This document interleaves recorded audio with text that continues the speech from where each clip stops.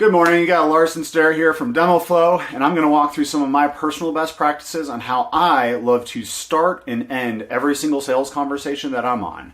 So let's dig in. So just as this quote says right here, as hard as it has become to sell in today's world, it has become that much more challenging to actually buy a piece of software. Our buyers are having to dig deep into their organization, truly understand the pains and needs of everyone that they're working with, and then evaluate dozens of different solutions that might be out there, all of which may seem and feel pretty similar. And so it's really our job as sales reps to differentiate ourselves from the noise and do a great job of articulating the value that we provide that is in perfect alignment with the pains and needs that we've uncovered during a discovery call. And so some of the processes I like to follow. So if I'm the beginning of really any sales conversation, I always typically start off with some sort of agenda to help to give an outline of what the conversation is going to look like as we move through the call today. But more specifically, is I start off every conversation with an action plan.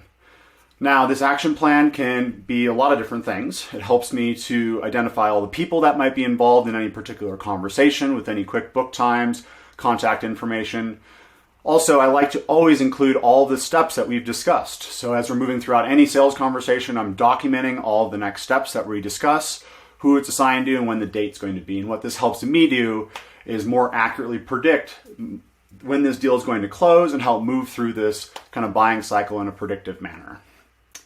I also love to document questions that I get asked throughout the discussion, whether or not I've had the answer to them in that moment, or I need to go back to my team and understand a bit more. And then I always bring this back up at the beginning of the call and say, hey, I got more information about how our Salesforce integration works. Let's dig into some of the details here.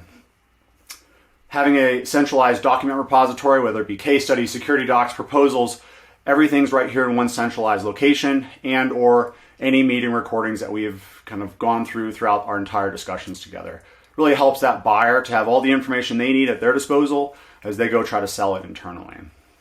And so I always review this at the beginning of every single conversation to make sure we're in perfect alignment, and I'll document additional items that come up throughout our discussion, and at the end of every sales conversation, I review this again and say, hey, is there anything I missed here?